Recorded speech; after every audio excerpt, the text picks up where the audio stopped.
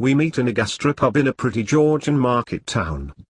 It's only 10 minutes from the shithole of a dump where Robinson has always lived, Luton, and much more congenial for lunch because we're less likely to be interrupted by any of the numerous Muslims who have put him on their death list.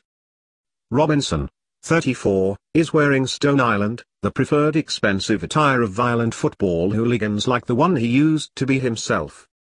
Robinson is frank about his misspent youth, his first stint in jail for assaulting a plainclothes policeman, his second one for mortgage fraud, his brawls with rival teams as a member of Luton City's Men in Gear football crew.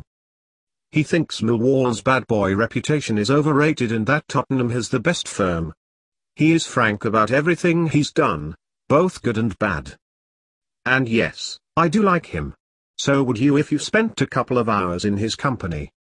He's intelligent, quick, articulate, well-informed, good-mannered, and surprisingly meek in his politics for a man so often branded a fascist. Many of his home friends are black, some are Muslims. He's not obviously racist or anti-Semitic. He only got into activism and street demos because he happened to be a white working-class English lad in exactly the wrong place at exactly the wrong time. It was Luton, unfortunately, that Islam proselytizer Anjem Chowdhury chose as the base for his various prescribed organizations. As a result, the character of the town changed forever, and so did Robinson's life.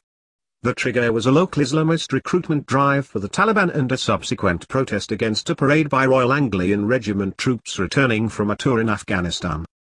As he once told another interviewer, I was like, they can't do that. In working-class communities we all know somebody in the armed forces. I've got a mate who lost his legs. And these lot were sending people to kill our boys. So Robinson founded the protest organization that would make him infamous, the English Defence League. He subsequently quit it in 2013. You know how hateful the EDL is. Everyone does. What's curious though, is how much worse it is by reputation than in deed. It's almost as though the chattering classes needed some kind of bogeyman whose name they could brandish in outrage from time to time in order to demonstrate that, while of course they condemn fundamentalist Islam, they feel just as appalled, if not more so, by the ugly spectre of far-right nationalism. It's the same with Tommy Robinson. If you looked at social media in the immediate aftermath of the recent terrorist murders on Westminster Bridge, you might have been surprised by the extent to which the righteous rage of Twitter was directed not at the killer, Khalid Massoud, and the culture that radicalized him, but rather at that culture's most vocal critic, Tommy Robinson. According to Robinson, this is no accident. It's a reflection of the establishment's intense reluctance to admit the scale of the problem with fundamentalist Islam in Britain. Robinson's recent experiences have made him deeply suspicious of the authorities. Forcing him to share a prison wing with Islamists suggests to him that his personal welfare is not exactly their top priority.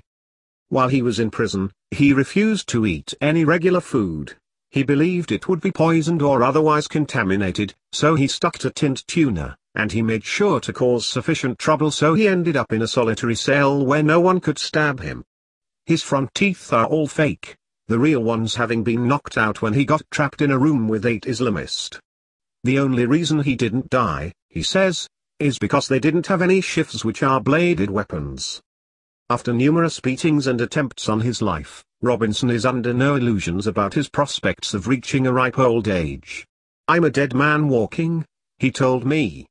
It's not for his own sake that he minds, only for that of his wife and 3 young children. Though his kids are as yet unaware of his notoriety, he's finding it harder and harder to protect them. You could argue that Tommy Robinson doesn't exactly help himself the way he goes looking for trouble half of the time. But then, I don't think that many of us are in a position to pass judgment. Not unless we've personally shared his worm's eye view of Islamic encroachment on our inner cities, which very few of us ever will. We simply wouldn't be brave enough.